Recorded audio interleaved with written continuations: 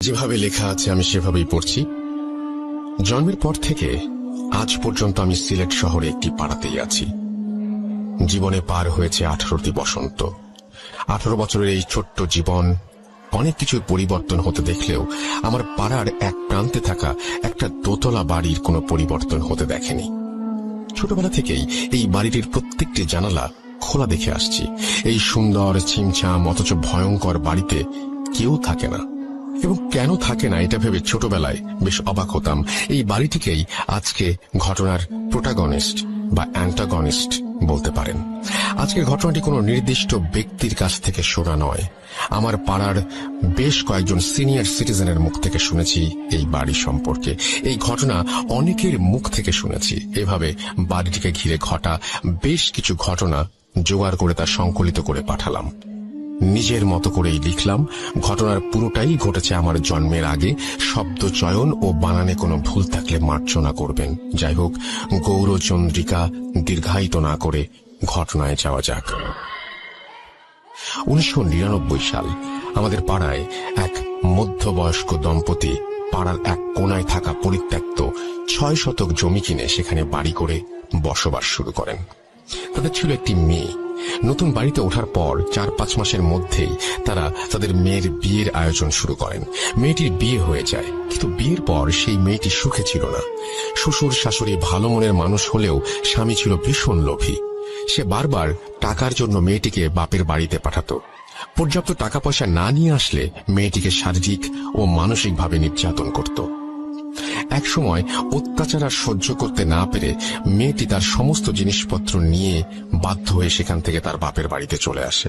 তার স্বামীও খবর পেয়ে সেখান থেকে গোপনে ওৎ পেতে থাকে এবং গভীর রাতে তার শ্বশুর শাশুড়ি ও স্ত্রীকে খুন করে।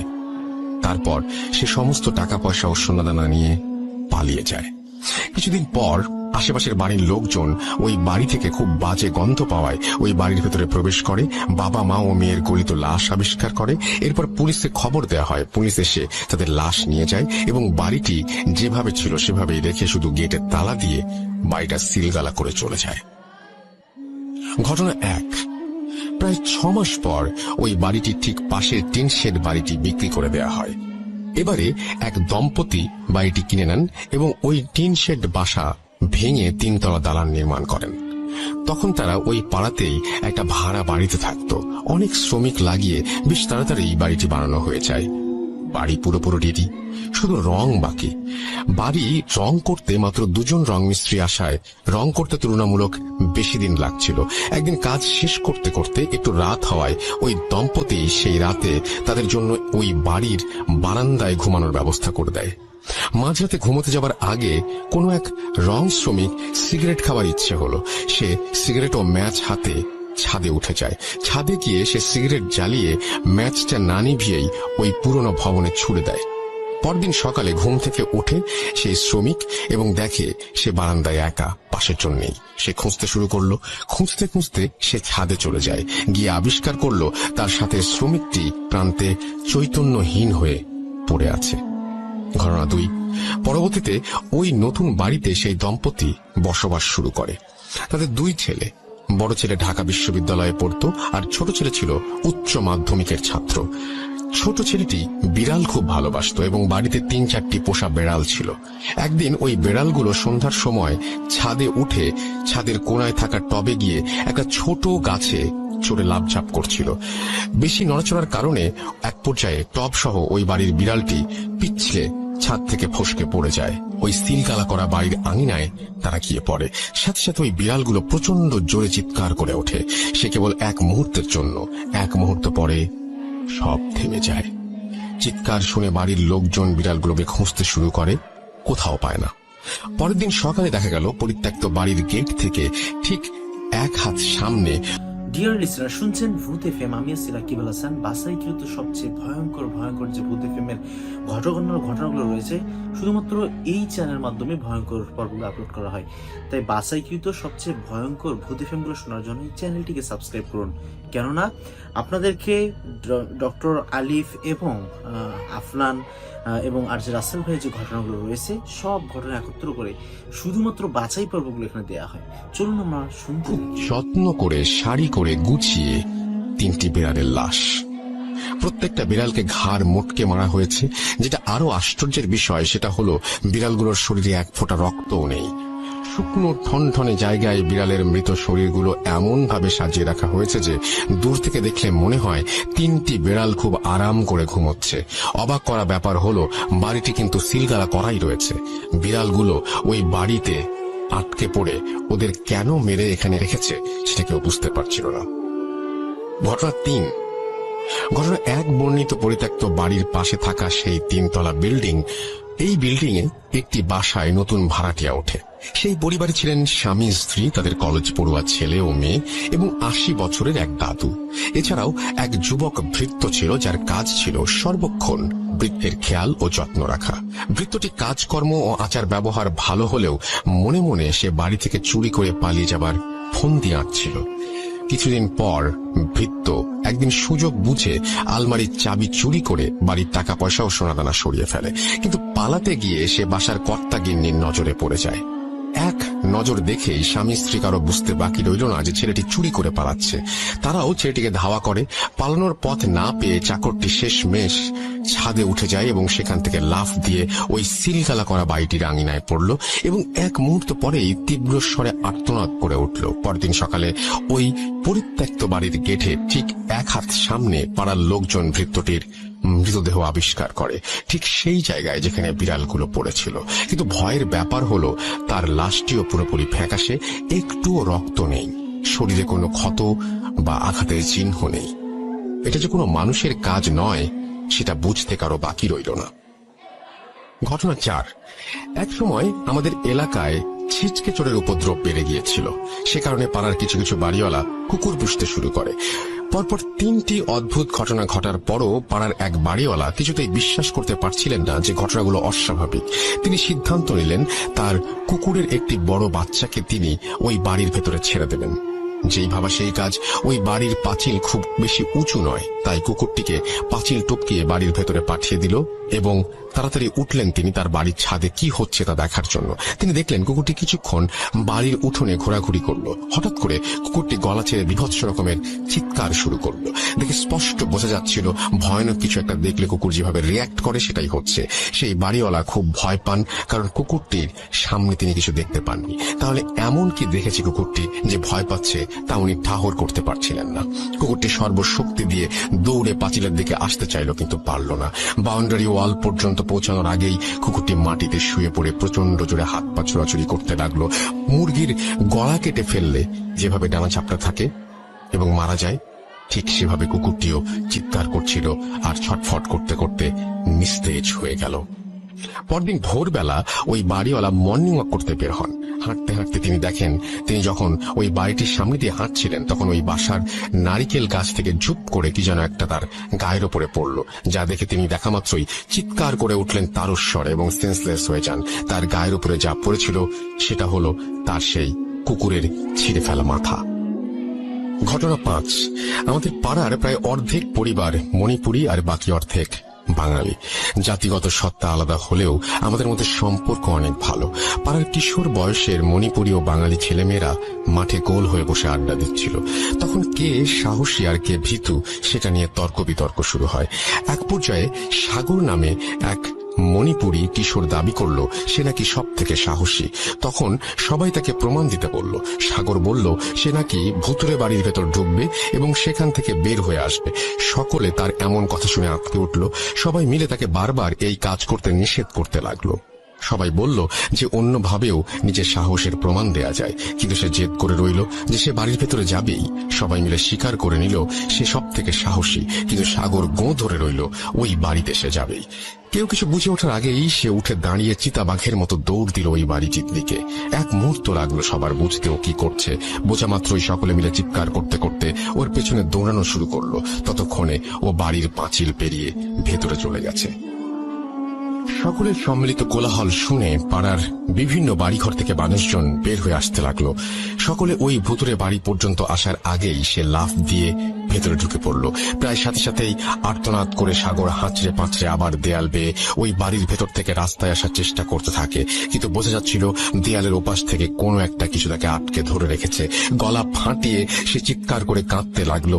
এমন অবস্থায় সাগরকে দেখার পরপরই পাড়ার কয়েকজন মিলে সাগরের হাত ধরে টানাটানি করতে শুরু করলো। বেশ অনেকক্ষণ দুপাশ থেকে টানাটানির পর সাগরকে সবাই মিলে শেষমেশ বাড়ি থেকে বের করে নিতে সক্ষম হলো। সেদিন থেকেই সাগর মানসিক ভারসাম্যতা হারিয়ে ফেলে। আজও সাগর তা মানসিক ভারসাম্যহীন হয়েই পড়ে আছে। ঘটনা 6। 1 বছরের মধ্যে পরপর এভাবে বাড়িটিকে ঘিরে বিচ্ছিন্ন ঘটনা ঘটার ফলে পাড়ার সবাই নড়ে চড়ে বসেন এবং একটি সমাধানের আসার পরিকল্পনা করেন। রাঙামাটি থেকে একজন মহিলা অঘরী তান্ত্রিককে নিয়ে আসা হয়। তিনি এসে প্রথমে যা যা হয়েছে তার সবকিছু জেনে নিলেন। পরদিন পূর্ণিমা এবং সেই মাঝরাতে একটা মশাল জ্বালিয়ে বাড়ির চারিদিকে ঘুরতে থাকেন। অনেকবার ঘোরার পর তিনি সবাইকে ঘুমিয়ে পড়তে বলেন এবং পরদিন সকাল 8টায় পাড়ার বড় মাঠে সবাইকে ব্যাপারটি জানাবেন বলে জানান। পরদিন 8টা সকলে অধীর আগ্রহ নিয়ে অপেক্ষা করছে কি হয় সেই রহস্য জানার জন্য। তান্ত্রিক এলেন। তিনি বললেন, তোমাদের পাড়ার ওই বাড়িটি থেকে এই সমস্যা দূর করা সম্ভব নয়, কারণ ওই বাড়িতে অর্ধ শতাধিক শক্তিশালী জিন মিলেমিশে বাস করে। এরা কখনো কারো ক্ষতি করবে না, কিন্তু যদি কোনো মানুষ বা প্রাণী ওদের শান্তি নষ্ট করে তাহলে ওরা সেই মানুষের ক্ষতি করবে, এমনকি মেরেও ফেলতে পারে। যেমন একদিন রাতে তোমাদের কারো বাসার একজন চাকর এখানে মারা গেছে। সে ছাদ থেকে লাফ দিয়ে বাড়িতে ঢোকার পর দৌড়াতে দৌড়াতে এখানে একটি বাচ্চা জিনকে পা দিয়ে পিষে ফেলে। সাথে সাথে সেখানকার জিনেরা মিলে তাকে জমের দুয়ারে পাঠিয়ে দেয়। তেমনি বিড়ালগুলোও সেখানে জিনকে আছড়ে দিয়েছিল বা কারো স্পর্শ লেগেছিল, সেই জন্য বিড়ালদের সাথেও এই দুর্গতি হয়। একটি সাধারণ জিনকে কাবু করাই অনেক ঝুঁকিপূর্ণ ব্যাপার, আর এখানে তো 50টিরও বেশি শক্তিশালী জিন। যদি আমি এদের কোনো ব্যাপারে কোনো হস্তক্ষেপ করি, কয়েক পলকের মধ্যে আমাকে সহ এই পাড়ার সকলকে মেরে ফেলারও ক্ষমতা রাখে ওরা। কাজেই আমার মনে হয় সব থেকে ভালো হয় যদি তোমরা কখনো ওদের বিরক্ত না করো। কেউ আর কোনোদিন ভুলেও ওই বাড়ির সীমানার ভেতরে ঢুকবে না বা ওই বাড়িতে কোনো কিছু ফেলবে না। যেভাবে বাড়িটা আছে সেভাবেই থাকুক, তাহলেই সবার মঙ্গল। এই বলে সেই অঘরীতান্ত্রিক চলে যান। তারপর থেকে আজ পর্যন্ত সেই বাড়িটি ওইভাবেই পড়ে আছে। দীর্ঘ 21 বছরে এই বাড়িতে আর কখনো কারো পা পড়েনি। এই ছিল আমার হ্যালোইন স্পেশাল পর্ব উপলক্ষে ঘটনা। দীপ্ত সিলেট, তারপরে তিনি তার ফোন নাম্বার এবং ইমেল অ্যাড্রেস শেয়ার করেছেন। আমরা চলে যাব আমাদের পরবর্তী ঘটনায়। ঘটনাটি আমাদের পাঠিয়েছেন সাবিত ময়মনসিং থেকে এবং তিনি লিখেছেন, আমি মোহাম্মদ সাবিত আলম, ঘটনাটি ময়মনসিং থেকে লিখছি। আজ আমি আপনাদের সাথে আরো একটি ঘটনা নিয়ে আবারও ফিরে এসেছি। এই ঘটনাটি আমি কালেক্ট করেছি আমার এক পরিচিত বড় ভাইয়ের এক্স কলিগের কাছে।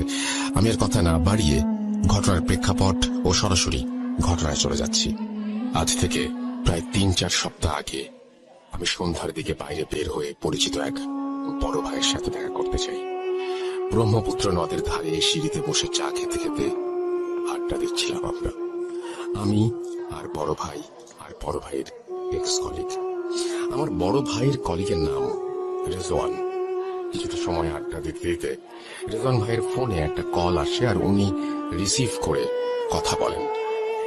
কথার ফাঁকে উনি যা বলছিলেন তা কিছুটা এমন শোনাচ্ছিল, জি আম্মু, হুজুরের পরে কি বলেছেন? আচ্ছা, ইনশাআল্লাহ আসর কেটে গেছে। ওনার এই কথা শুনে আমিও বড় ভাই কিছুটা কৌতূহলী হয়ে ওনাকে জিজ্ঞেস করি, আসর কেটে গেছে বলার কারণ কি? উনি শুরুতে বলতে চাইলেন না, কারণ উনি চাইছিলেন না ওনাদের সাথে যা ঘটেছিল সেটি মনে করতে। কিন্তু পরিবেশটা এমনই ছিল যে উনি আমাদের জোড়াজুড়িতে শেষমেশ বললেন, ঠিক আছে ঠিক আছে, সংক্ষেপে বলবো, আর আমার কথার মাঝে কোনো কথা বলবো না। চা নিয়ে আসো। বলছি। আমি দুই বড় ভাইয়ের জন্য চা আনতে চলে যাই। 5-6 মিনিট পরে চা নিয়ে ফিরে এসে দুজনের হাতে 2টি কাপ দিয়ে আমি সিঁড়ির ওপর বসে পড়লাম। এরপর রেজওয়ান ভাই ওনার কথা শুরু করলেন। একটা কথা একটু বলে নিতে চাই, আমি যখন ঘটনাটি শুনছিলাম তখন নদীর ওই পাড় থেকে প্রচুর পরিমাণে শিয়ালের ডাক ভেসে আসছিল, আর চারপাশে ঝিঝি পোকা আর ব্যাঙের ডাক যেন পরিবেশটাকে একেবারে ঘটনা শোনার জন্য তৈরি করে রেখেছিল। আপনারাও ইমাজিন করুন আর ঘটনাটি শুনুন। চলে যাই রেজওয়ান ভাইয়ের ঘটনায়। ঘটনাটি উনি যেভাবে আমাকে বলেছেন আমি ঠিক সেভাবে লিখে উপস্থাপন করার চেষ্টা করছি। ভুল ত্রুটির জন্য ক্ষমা চেয়ে নিলাম। ঘটনাটিতে কয়েকটি চরিত্র আছে, তাই সবাইকে মনোযোগ দিয়ে শোনার অনুরোধ করছি। বলছেন রেজওয়ান ভাই, আমি তখন বরিশাল বিভাগের একটি কুরিয়ার সার্ভিসে কাজ করি। চাকরিটা ভালোই ছিল, কিন্তু একটা জিনিস খারাপ লাগলো যে রোজ একই ধরনের রুটিন। এভাবে আস্তে আস্তে আমিও আমার কলিগরা যেন হাঁপিয়ে উঠছিলাম। কিন্তু এই একঘেয়েমি কেটে যায় কোরবানি ঈদের ছুটিতে বাড়ি গিয়ে। এছাড়াও ঈদের 2 দিন পরে 6 জন মিলে একটি ট্যুরও দেই আমরা রিফ্রেশমেন্টের জন্য। ট্যুর থেকে ফিরে প্রায় 4 দিন আমি বাড়িতেই ছিলাম। 1 বছর 9 মাসের মতো হবে আমার বিয়ে হয়েছে, কিন্তু ওয়াইফের সাথে বেশি সময় স্পেন্ড করতে পারিনি দূরে চাকরি করার জন্য। যথারীতি ঈদের ছুটি শেষ হয়ে যায় আর আমিও আমার কলিগ সবাই আমাদের চাকরির স্থানে আবারও যোগদান করি। বলে রাখা ভালো যে আমি বরিশালে একটি মেসে থেকে চাকরি করতাম। মেসের একটি রুম আমি একাই নিয়ে নিয়েছিলাম আমার প্রাইভেসির জন্য। মেসের আর বাকিরা অবশ্য আমার কলিগের মাঝেই 2-3 জন ছিল। ওনারাও সিঙ্গেল রুম করেই থাকতেন, যেহেতু সবাই চাকরিজীবী। বাড়ি থেকে মেসে ফেরার পর কয়েকদিন কেটে যায়। এরপর একদিন মেসে আমার বাজারের ডেট পড়ে। আমার রুটিন মতো আমি বাজারের দিকে রওনা হলাম। বাজারে গিয়ে মাছ কিনতে গিয়ে এক বৃদ্ধ চাচার কাছে আমি দেখলাম মোটামুটি বড় সাইজের ইলিশ মাছ দেখে মনে মনে ভাবলাম, এহে, কতদিন খাই না, দেখি যদি একটা নিতে পারি। এই ভেবে আমি চাচার দিকে এগিয়ে গিয়ে চাচাকে জিজ্ঞেস করলাম, কি চাচা, ইলিশ কত করে দিচ্ছেন? উত্তরে উনি বললেন, স্যার 200 টাকা কেজি। ওনার এই দাম চাওয়ার কথা শুনে আমি ভ্যাবাচাক খেয়ে যাই আর ভাবতে থাকি, কি বলে 500 টাকার উপরে দাম আর উনি 200 টাকা চাচ্ছে। মনে হয় বোকা, একটু দামাদামি করি। এই বলে আমি চাচাকে বললাম, কি বলেন চাচা, 100 টাকা করে দিয়েন, দিলে কয়েক কেজি নিব, চলবে? উনি আমার দিকে হাসি ভরা মুখে তাকিয়ে বললেন, যান স্যার, আপনি দিনের প্রথম খদ্দের, যান 90 টাকা করে রাখবো। আমি মনে মনে নিজেকে অনেক বড় ভাবতে থাকি আর এদিক ওদিক তাকিয়ে ওনাকে 5 কেজি মাছ মাপতে বলি, এই ভেবে যে ফ্রিজে রেখে অনেক দিন খাওয়া যাবে আর দামটা একেবারেই সস্তা। অনেক বড় দাও মেরেছি আজকে। চাচা মাছ মাপছিলেন, এমন সময় আমার ফোনে আমার মেসমেটের কল আসলো। আমি ফোন ধরতেই সে আমাকে জিজ্ঞেস করলো আমি মেইন দরজার চাবি নিয়ে এসেছি কিনা। আমি বললাম, হ্যাঁ, আমি চাবি নিয়ে এসেছি। সে তখন আমাকে জানালো যে ভুলে চাবি নিয়ে বের হয়নি, তাই আমি যেন সন্ধেবেলা তার সাথেই বাড়ি ফিরি। আমিও সম্মতি দিয়ে ফোন রেখে মাছওয়ালা চাচার দিকে তাকাই, কিন্তু আমি সেখানে মাছের ঝুড়ি আর মাছওয়ালা চাচাকে দেখতে পাই না, বরং তার পাশে দেখতে পাই কয়েকজন যুবক মাছ বিক্রেতাকে, যে ইলিশ মাছ মাপছিল দাড়ি পাল্লায়। আমি ওনাকে দেখে ভাবলাম যে চাচা হয়তো বাথরুমে বা অন্য কোথাও গেছে, তাই এই যুবক মাছ বিক্রেতাকে মনে হয় মাছ মাপতে দিয়ে গেছেন। আমার ভাবনা শেষ হতেই মাছ বিক্রেতা আমার ব্যাগে মাছ ঢেলে টাকা চাইলেন। আমি 5 কেজি 90 টাকা করে ধরে 450 টাকা দিলাম, কিন্তু এই 450 টাকা দেখে সে আমাকে বলল, 8 টাকা কই স্যার? আমি বিরক্ত হয়ে বললাম, কি বলছেন, চাচা তো 90 টাকা কেজি করে বলছিলেন, সেই অনুযায়ী 450 টাকাই হয়। আমার কথা শুনে মাছ বিক্রেতা আমাকে বদ্ধ উন্মাদ ভেবে বলতে লাগলো, স্যার কি স্বপ্ন দেখতেছিলেন? 500 টাকা কইরা তো 2500 টাকা হয়, আর আপনি আমাদের 450 টাকা দিতেছেন, এইটা তো 1 কেজিরও দাম না। আমি ওনাকে এবার ধমক দিয়ে বলি, আরে থামেন তো, চাচা কোথায়? যার সাথে দাম দর করেছিলাম ওনাকে ডাকেন। মাছ বিক্রেতা তখন অন্য মাছ বিক্রেতাদের দিকে তাকাচ্ছিলেন আর আমাকে এসে হঠাৎ বলল, স্যার এখানে কোনো বুড়া চাচা নাই, আমরাই রোজ এখানে মাছ বেচি। আপনি এইখানে আয়সা আমার ঝুড়ির পাশে দাঁড়ায় নিজে নিজেই কি সব বলতেছিলেন, আর হঠাৎ কইরাই 5 কেজি মাছ মাপতে বলে ফোন হাতে সামনে আগায় গেছিলেন। ওনার কথা শুনে আমি নিজের কান আর চোখে বিলিভ করতে পারছিলাম না, কিন্তু অগত্যা আমাকে 2500 টাকা দিয়েই 5 কেজি ইলিশ আনতে হলো। সেদিন আমি আর অফিস করিনি, সারাদিন এই মাছের ঘটনাটা ভাবছিলাম আর প্রচন্ড মাথা ব্যথায় ভুগছিলাম। সন্ধ্যার পরে সবাই ফিরে এসে দেখে আমি 5 কেজি ইলিশ নিয়ে ফিরে এসেছি, আর এটা দেখে ওরা আমাকে বকাবকি করে কিছুটা। আমি মন খারাপ করে একটু জলদি সেদিন শুয়ে পড়ি আর ঘুমিয়ে পড়ি। মাঝরাতে হঠাৎ আমার দরজায় কেউ নক করলো। কয়েকবার নকের আওয়াজ শুনে আমার ঘুম ভাঙলে আমি প্রচন্ড মাছের গন্ধ অনুভব করতে থাকি আর দরজার দিকে তাকিয়ে জিজ্ঞেস করি, কে কে বাইরে? এত রাতে কি চাই? তখন দরজার বাইরে থেকে আমি যে শুনতে পাই, সেটি শুনে আমার গায়ের লোম দাঁড়িয়ে যায়। আমি শুনতে পাই সেই বৃদ্ধ চাচার কণ্ঠে কেউ আমাকে বলছে, স্যার, ও স্যার, মাছ নেবেন না? ইলিশ মাছ 5 কেজি মাইপা রাখছি আপনার জন্য। নেন নেন নেন। কি হলো স্যার, নিবেন না? নিয়ে যান, মাছ নিয়ে যান। এই কথা শুনে আমি ভয়ে চিৎকার দিয়ে উঠলে আমার রুমে আবার নক হয়। আমি আমার কলিগদের গলার আওয়াজ শুনি। দরজা খুলতে যেতে যেতে আমি ভাবি যে আমি হয়তো ভুল শুনছিলাম বা যা ভাবছিলাম সেটা ভুল ভাবছিলাম। এরপর দরজা খুলতেই ওনারা ভেতরে এসে আমাকে বলে, কি ব্যাপার রেজন ভাই, চিল্লাচ্ছেন কেন? আর আপনার রুমে এত বাজে মাছের গন্ধ কেন? ওনাদের এই কথা শুনে আমি আকাশ থেকে পড়ি। আরে, ওনারাও মাছের গন্ধ পাচ্ছেন? তাহলে সমস্যাটা কি হলো? আমি তো তাহলে ভুল শুনছি না মনে হয়। কি হচ্ছে এসব? এরপর আমার মেসমেটরা আমাকে পানি খাইয়ে শান্ত করেন আর আমার কথা শুনে বলেন যে সব আমার মনের ভুল। আর এরপর তারা আমার ঘর থেকে নিজ নিজ ঘরে চলে যান। আমিও বিষয়টাকে মনের ভুল ভেবে আবার ঘুমানোর চেষ্টা করি। যখন হালকা তন্দ্রাচ্ছন্ন হয়ে পড়ি, তখনই আমার রুমের চারপাশ থেকে ফিস ফিস প্রতিধ্বনি শুনতে পাই। মাছ, মাছ, ইলিশ মাছ। নেবেন না, নেবেন না স্যার। আপনাকে নিতেই হবে, দাম করেছেন, এখন না নিলে খারাপ হবে। মাছ নেবেন না স্যার, ইলিশ মাছ। এমন ভাবে শব্দটা হচ্ছিল যেন মনে হচ্ছিল আমি কোনো হরর মুভির থিয়েটারে, আর চারপাশ থেকে হরিফিক সব সাউন্ড ভেসে আসছে। আমি আবার ঘুমিয়ে পড়ি। রুমের লাইট জ্বালিয়ে ঘড়ির দিকে তাকিয়ে দেখি 3:15 বাজে।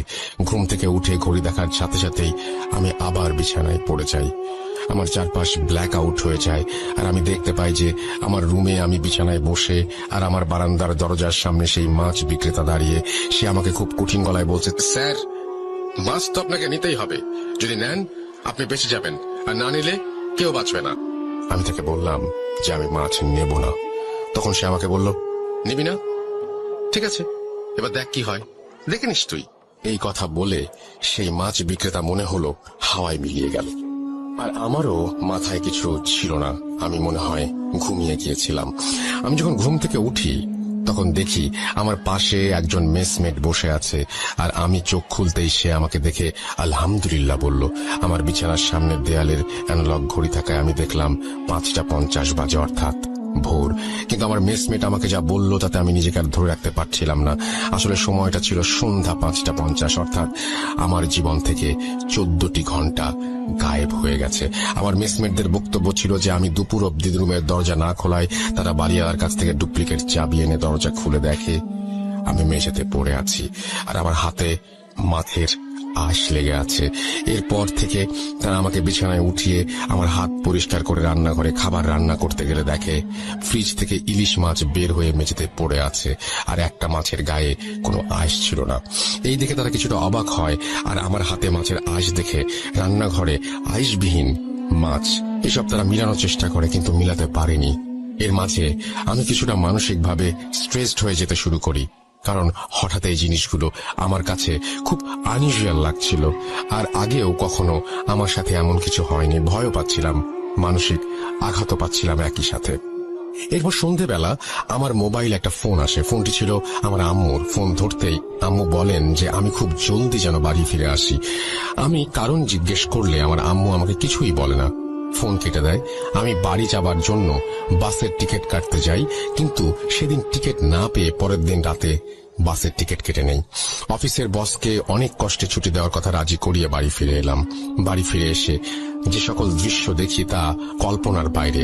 আমার স্ত্রী মাইশা, সে অসুস্থ, তার চোখের নিচে কালি পড়ে গেছে, হাত পা শুকিয়ে গেছে। আমি আম্মুকে জিজ্ঞেস করলে আম্মু আমাকে যা বললেন তা ওনার ভাষাতেই বলছি। তুই বরিশাল চলে যাবার কিছুদিন পর রাতের বেলা আমরা সবাই ঘুমিয়েছিলাম অন্যান্য দিনের মতোই।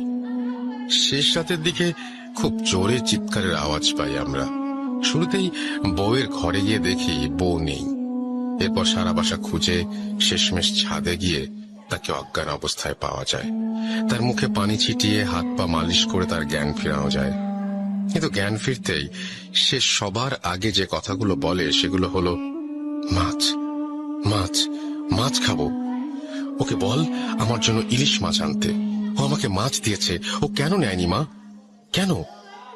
এসব বলে তোমার বউ বাচ্চাদের মতো কাঁদতে থাকে। তাকে শান্ত করে ঘরে নিয়ে ঘুম পাড়িয়ে দিই আমি। কিন্তু সকালে ঘুম থেকে উঠলে ওকে জিজ্ঞেস করি ও কেন রাতে ছাদে গিয়েছিল। কিন্তু মায়েশা একেবারে অবাক হয়ে বলে, কি বলছেন মা? আমি রাতে সেই যে বিছানায় ঘুমিয়েছিলাম, এই কেবলই উঠলাম। এই কথা শুনে আমি মায়েশাকে আর কিছু বলি না। এর পরের দিন সন্ধ্যা হতেই মায়েশা ছাদে চলে যায়। শুরুতে ভেবেছিলাম যে তোমার সাথে রোজ বিকাল সন্ধ্যায় ছাদে যাওয়ার অভ্যাস ছিল, কিন্তু তোমাকে মিস করে তাই হয়তো ছাদে যায়। কিন্তু সন্ধ্যায় ছাদে যাওয়া আমার পছন্দ ছিল না।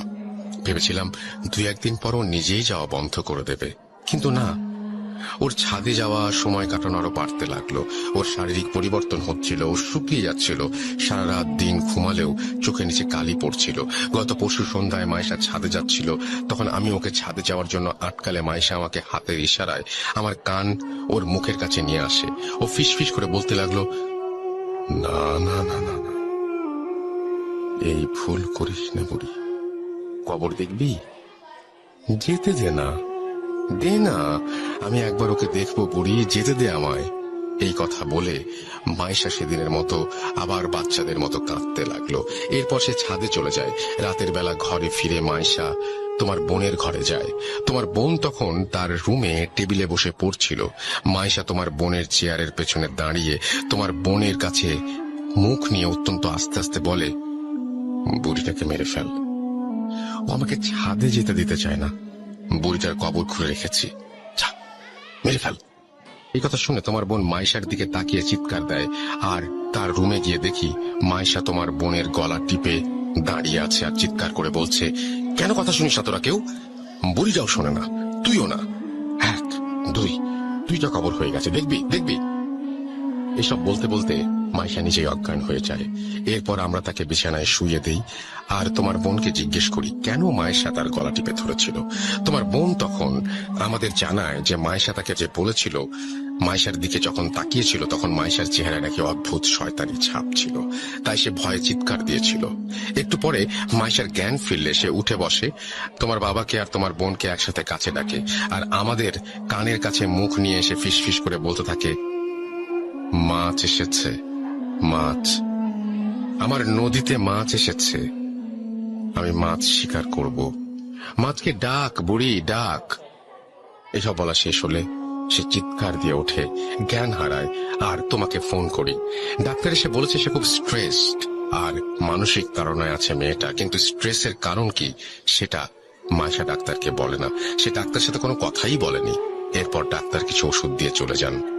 এবার বল আমি কি করতে পারি? আমার মায়ের মুখে সব শুনে আমি আমার আম্মুকে জিজ্ঞেস করি যে মায়েশার পরিবারকে এসব জানানো হয়েছে কিনা। আম্মু বলেন যে আমার সাথে কথা বলে মায়েশার পরিবারকে জানানোর অপেক্ষায় ছিলেন ওনারা। আমি আম্মুকে বলি এখনই জানানোর কোনো দরকার নাই। আম্মু আমাকে কারণ জিজ্ঞাসা করলে আমি ওনাকে কিছু না বলে রুমে চলে আসি। কি বলতাম আম্মুকে? আমার জন্য সব হচ্ছে, আমার ভুলের জন্য আমার স্ত্রী এই অবস্থা। আপনারা ভাবছেন আমার কি দায় এখানে? শুনুন তবে ঘটনার শুরুটা একটু মনে করুন। কোরবানি ঈদের পর দেয়া আমাদের ট্যুর, আমার কলিগ মেহেদি ভাইয়ের গ্রামের বাড়ি এলাকার কাছাকাছি ট্যুরে আমরা গিয়েছিলাম। সেই ট্যুরে গিয়ে মেহেদি ভাই আমাদের একদিন রাতের বেলা একটি স্পিরিট কলিং প্রসেসের কথা বললেন আর এও বললেন যে আমরা চাইলে ট্রাই করতে পারি। আমি সব বিলিভ করি না এবং বিলিভ না করার কারণে বলেছিলাম যে আর এসব ফালতু, স্পিরিট বলে আবার কিছু হয় নাকি, দেখেন আপনারা ট্রাই করে। সবাই রাজি হলে মেহেদি ভাই একটি পুরনো বই বের করে মেঝেতে একটি তারকা এঁকে তার চারপাশে 4 জনকে বসিয়ে দেন। একে অপরের হাত ধরেছিল তারা। আমরা 6 জন ছিলাম। আমার এক কলিগ খুব ভয় পাওয়ায় সে এক্সপেরিমেন্টে অংশ নেয়নি। এরপর মেহেদি ভাই মাটিতে বাটির শুকনো পাতা আর কি সব দিয়ে আগুন জেলে ধোয়া তৈরি করে স্পিরিট কল করলেন। 10 মিনিট, 15 মিনিট, 1 ঘন্টা পার হলেও কিছু হয় না। আর জিনিসটাকে ফেক ভেবে আমি আমার 2 হাত ছেড়ে উঠে পড়তেই মেহেদি ভাই আমাকে ধমক দিয়ে বলেন, রেজওয়ান তুমি নিয়ম ভাঙবে না, নিয়ম ভাঙলে ক্ষতি হবে, বসে যা, আয়। ওনার এই কথা শুনে আমি তাচ্ছিল্যের হাসি দিয়ে রুম থেকে বেরিয়ে যাই এবং বারান্দায় বসে সিগারেট খেতে লাগলাম। এরপর আমাদের মাঝে কথাবার্তা তেমন হয়নি, আর আমরাও এই বিষয়টা ভুলেই গিয়েছিলাম। কিন্তু এবার আমার মাথায় আসলো এই ট্যুরের কিছুদিন আগে আমার সাথে মাছ নিয়ে এই ঘটনার কথা, আর আমার ওয়াইফের সাথে সেম মাছ নিয়ে ঘটনা। তাহলে অবশ্যই সেই এক্সপেরিমেন্টের কারণে কোনো খারাপ কিছু আমার পিছু নিয়েছে, যা আমার ওয়াইফের ক্ষতি করতে চাচ্ছে। আমি আমার মা বাবাকে এসব কি করে বলতাম, আপনারাই বলুন।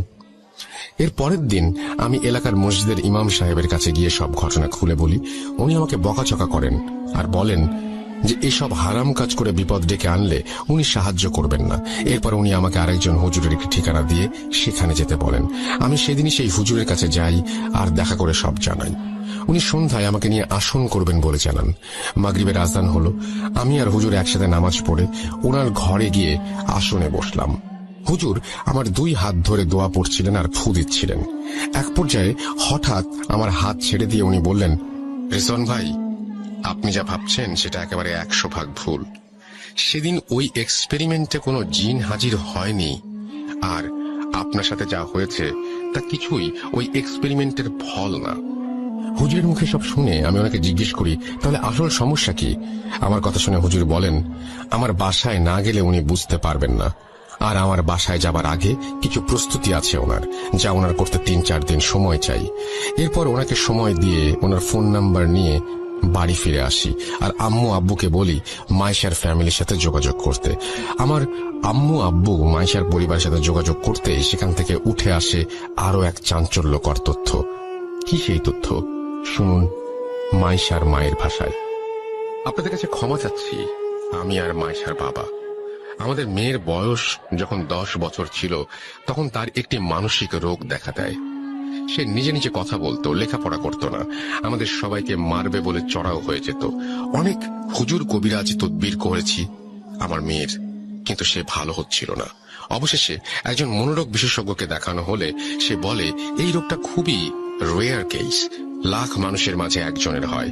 নিজেকে ভুলে গিয়ে অন্যের মতো আচরণ করা, ভায়োলেন্স, আর এরপর সব ভুলে যাওয়া। এই রোগের চিকিৎসা মেডিটেশন আর নিয়মের মাঝে চললে ঠিক হয়ে যাবে বলে ডাক্তার আমাদের বলেন। 3-4 মাস আমার মেয়ের চিকিৎসা হয়, আস্তে আস্তে সে ভালো হয়। ডাক্তার আমাদের বললেন আমার মেয়ে খুব একা ফিল করে সবার মাঝে থেকেও। ওকে এই একাকিত্বের ফিলিংসটা আর যেন ছুতে না পারে। এমনিতে আর কোনো সমস্যা হবে না বলেন ডাক্তার। দেখতে দেখতে আমার মেয়েকে ডাক্তার সুস্থ করে তোলেন। কিন্তু দেখেন এবার কি হলো, জামাই বরিশাল চলে যাবার পর আমার মেয়েটা আবার একা হয়ে গিয়েছিল, আর সেজন্যই এই সমস্যা ফিরে এসেছে। এসব বলতে বলতে আমার শাশুড়ি কান্নায় ভেঙে পড়েন। ওনাকে আর কোনো কিছু না বলে, কোনো সান্ত্বনাও না দিয়ে রাগে আমি আমার আম্মুর হাত থেকে ফোন নিয়ে লাইন কেটে দেই। আমি আমার রুমে চলে আসি আর ভাবতে থাকি, এটা তাহলে মাইশার মানসিক সমস্যা, ভালো কোনো ডাক্তার দেখাবো, তাহলে কি ঠিক হয়ে যাবে? এরপর আমি সেই হুজুরকে কল করে আসতে মানা করে দেই, আর তাকে জানাই যে মাইশার সমস্যাটা মানসিক, আর ওর বাবা জানিয়েছেন যে মাইশার মানসিক সমস্যার হিস্ট্রি আছে। আমরা মাইশাকে ডাক্তার দেখাই, আর ডাক্তারের করা কিছু মেডিসিন আর মেডিটেশন মাইশা আস্তে আস্তে কিছুটা সুস্থ হতে থাকে। ডাক্তারের কাছে গিয়ে আমরা আরো একটি তথ্য পাই যে মাইশা কয়েক মাসের প্রেগন্যান্ট। আমার ডাক্তারের ভাষ্য মতে প্রেগন্যান্সির এই ধরনের সমস্যা হওয়া একেবারেই অ্যাবনর্মাল নয়। একদিকে সীমাহীন খুশি, আর একদিকে রিলিফ যে যা হচ্ছে বা হয়েছে তা বলতে গেলে নর্মাল বিষয়। আর সবাই মাইশার খেয়াল রাখতে শুরু করি। আমি রোজ সন্ধ্যায় মাইশাকে নিয়ে ছাদে গল্প করি, যত্ন নেই, নিয়ম করে খাওয়ানো, মেডিসিন দেয়া, সবকিছু খেয়াল রাখতাম আমরা সবাই। আস্তে আস্তে আমার যাবার সময় চলে এলো, আর আমি বরিশাল চলে এলাম। মেসে ফিরে 1 সপ্তাহ পার হয়ে গেল, কোনো সমস্যা নেই। হঠাৎ একদিন রাতের বেলা ঘুমের মাঝে আমি কানের কাছে আওয়াজ শুনছিলাম, যা, চলে যা, জীবন থেকে চলে যা। আমি এটা শুনে বিছানা থেকে লাফ দিয়ে উঠতেই আমার রুমের দরজায় নক করার আওয়াজ পাই, এবং সেই মাছ বিক্রেতার গলা শুনতে পাই, স্যার, মাছ নেবেন? ইলিশ মাছ মাত্র 90 টাকা, নিয়ে নেন। এ কথা শুনে আমি চিৎকার করে উঠি, তুই আর তোর মাছ জাহান্নামে যা, আমাকে বিরক্ত করিস না, চলে যা, আমাকে আমার মতো বাঁচতে দে। এরপর সে প্রত্যুত্তরে আমাকে বলে, ফিরিয়ে দিলেন স্যার আমার জীবিত মাছ, আপনার পথ ছায়া মরছে, এইবার আপনি কবর দেখেন। এই কথা বলে সে করুণ সুরে কাঁদতে লাগলো। ওনার এই কথা শেষ হতেই আমার হুঁশ ফিরে মোবাইলের রিংটোনে। বিছানা থেকে উঠে আমি দেখি যে ঘেমে একাকার হয়ে গেছি। আমি আল্লাহর কাছে শুকরিয়া আদায় করি যে এতক্ষণ যা হচ্ছিল তা বোধহয় স্বপ্ন ছিল। এই ভাবতে ভাবতে আমি মোবাইল হাতে নিয়ে দেখি আব্বুর ফোনটাতে আব্বু কান্না স্বরে আমাকে বলে, বাবা রেজওয়ান, যত তাড়াতাড়ি পারো চলে আসো, তোমার বাচ্চা নাই।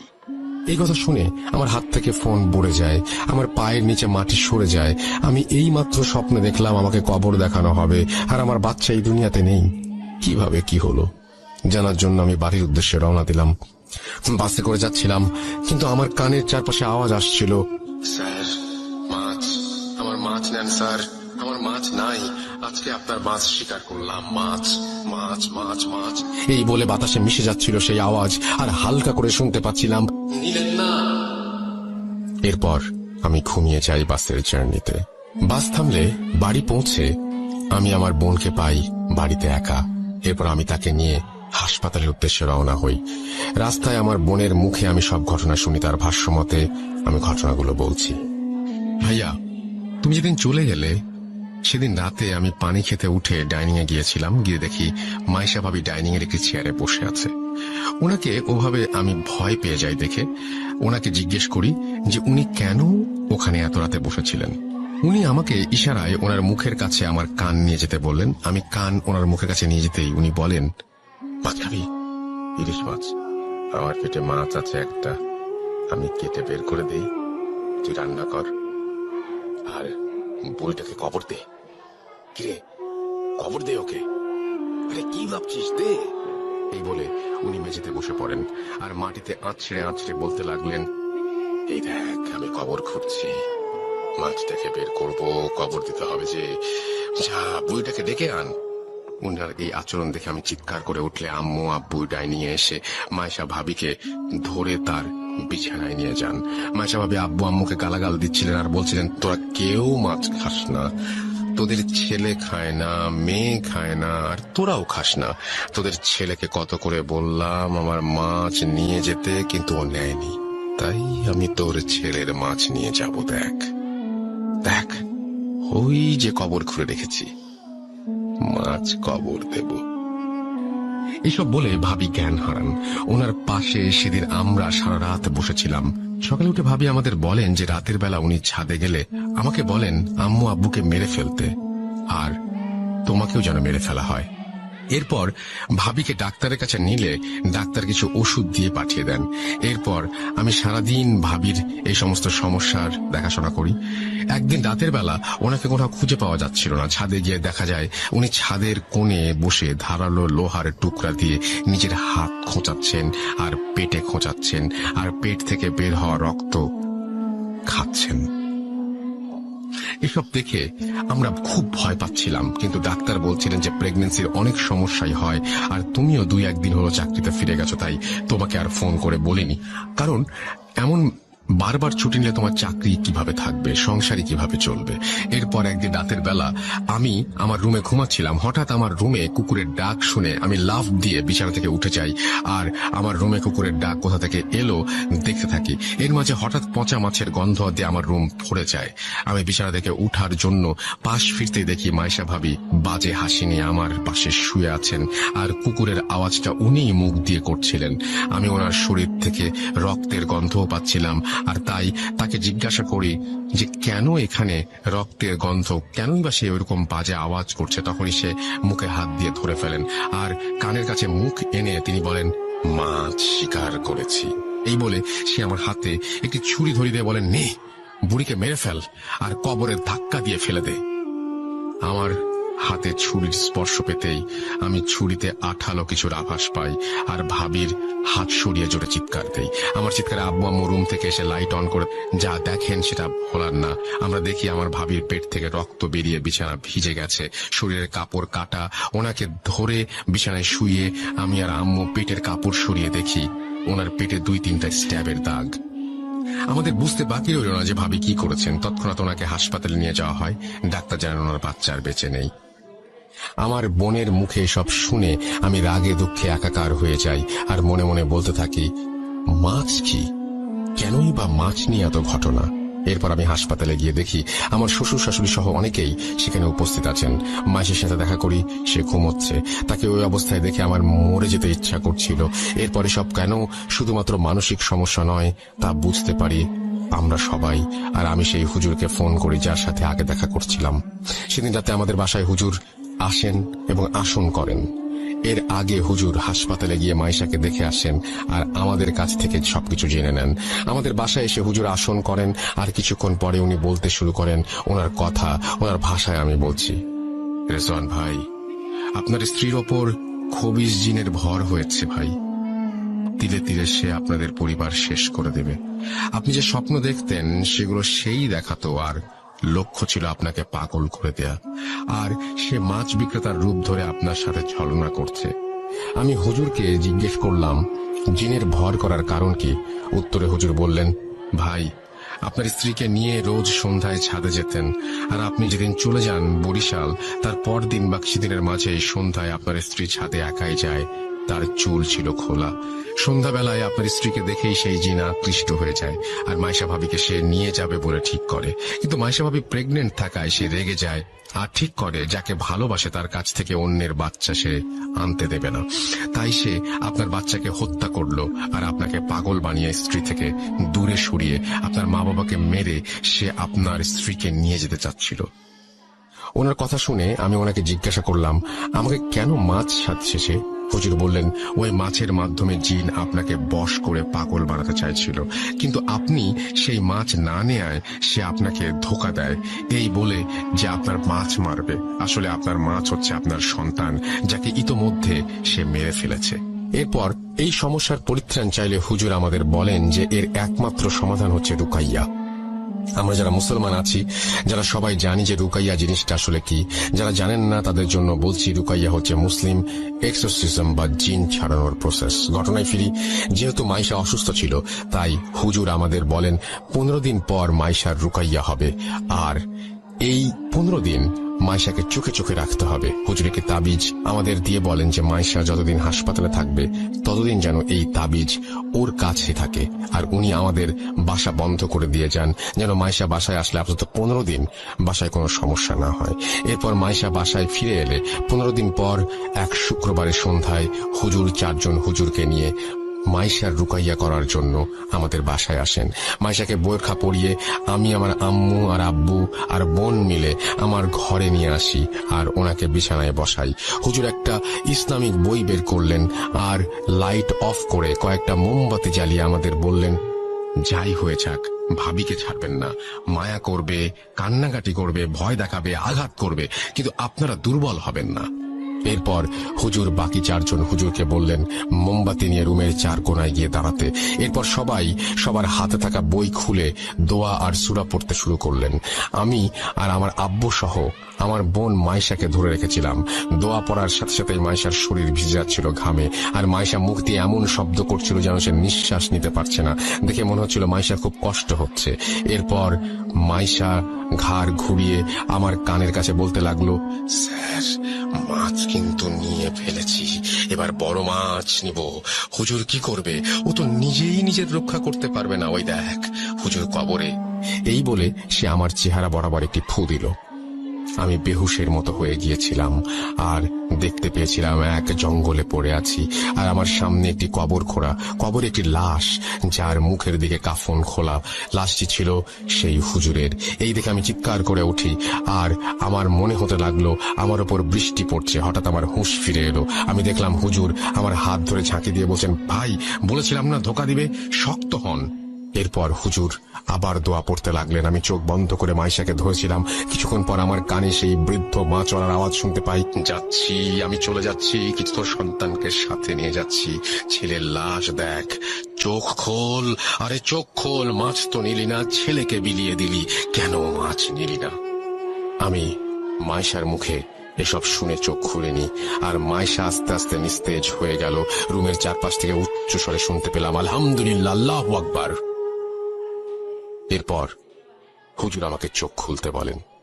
চোখ খুলতেই আমার আম্মুকে দেখলাম রুমের লাইট অন করতে, আর আমার বোন পানি এনে মাইশার মুখে ছিটিয়ে দিল। আমি আর আম্মু মাইশার হাত মালিশ করতে লাগলাম। একটু পর ওর জ্ঞান ফিরে এলো। ও বলল, রেজওয়ান, কি হলো আমার? আমার মনে হচ্ছে আমার ভেতর থেকে কেন জানি ভারী একটা বোঝা চলে গেছে। কি হয়েছে বলো তো?